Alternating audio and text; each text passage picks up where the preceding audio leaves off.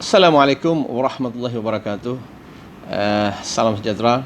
Saya sambung lagi tentang ilmu yang saya akan kongsikan tentang Al-Quran, yaitu yang bertajuk manusia perlu bersyukur kepada Allah Subhanahu Wa Taala.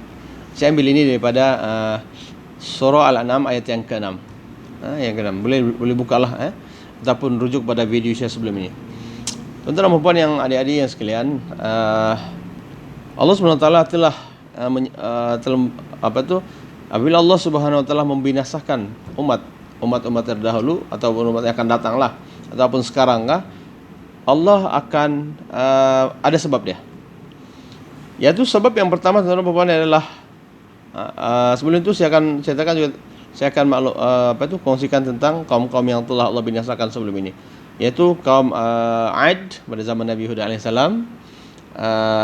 Mereka diberi kemewahan dan harta dan sebagainya, tapi mereka telah kufur kepada Allah SWT dan juga melawan Nabi melawan Nabi Hud. Allah bagi dia orang halilintar.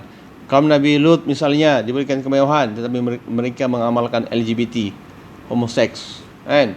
Ajaran-ajaran, kemudian mereka menolak ajaran Nabi Lut alaihissalam. Allah bagi terbalikkan dia punya negara ini, angkat dia tanah dibalikan. Kenapa?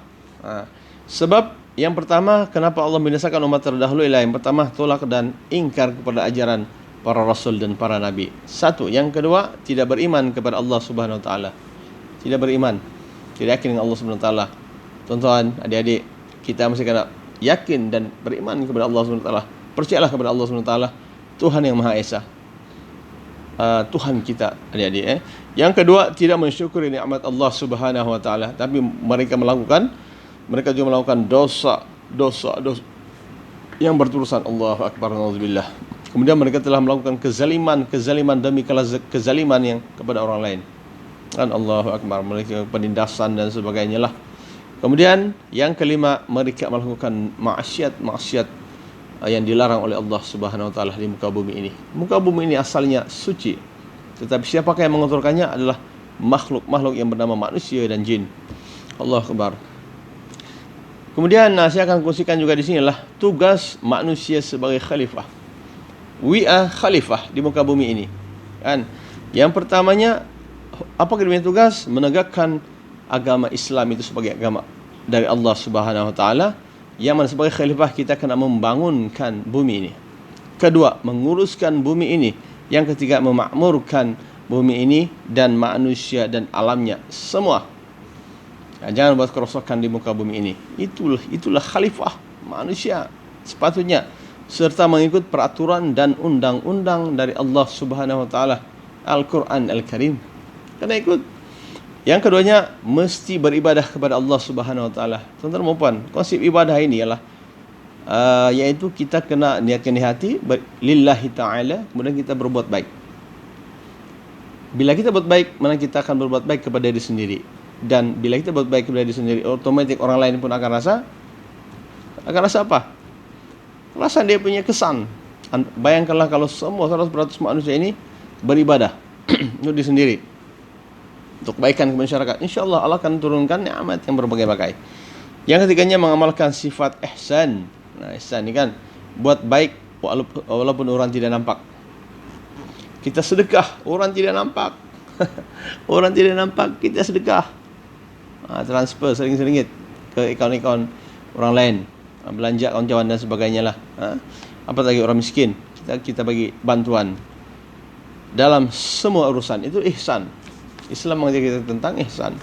Tuan-tuan dan puan, saya akan kongsikan juga tentang pengajaran daripada ayat yang surah Al-An'am ayat 6 tadi itu. Yang pertama, umat Islam hendaklah mensyukuri sentiasa berterusan mensyukuri nikmat Allah Subhanahu Wa Taala untuk mendapat rahmat dari Allah Subhanahu Wa Taala. Yang kedua, setiap muslim wajib menjauhi maksiat dan kezaliman agar hidup ini diberkati oleh Allah Subhanahu Wa Taala. Jauhilah kan kezaliman. Doa orang yang zalim ini, tuan-tuan dan puan, makbul. Jangan menzalimi orang. Yang ketiga, kita hendaklah mengambil iktibar daripada sejarah kaum terdahulu agar takut dengan azab Allah Subhanahu Wa Taala. Merupakan kewajipan kepada kita untuk takut kepada azab Allah Subhanahu Wa Taala. dan gembira dengan nikmat yang Allah, gembira dan syukur dengan nikmat Allah Subhanahu wa taala. Dan jangan ikuti mereka-mereka yang telah Allah laknati. Firaun, dia punya sifat sudah ada, jangan ikut. Kan? Dajjal pula ni. Kaum Nabi, kaum Aid. Jangan ikut yang disebutkan dalam Quran. Iblis, jangan ikut punya sifat. Ini makhluk Allah Subhanahu wa taala yang kufur kepada Allah Subhanahu wa taala, ego, dengki, apa lagi dan sebagainya. Jangan berkawan dengan para orang-orang jahat ini. InsyaAllah kita akan balik ke syurga Allah Subhanahu wa taala dengan adanya iman. Satu, kita kena ada iman yakin Allah Subhanahu wa taala, yakin kepada Allah Subhanahu wa taala. Yang kedua, amalkan nilai yang baik.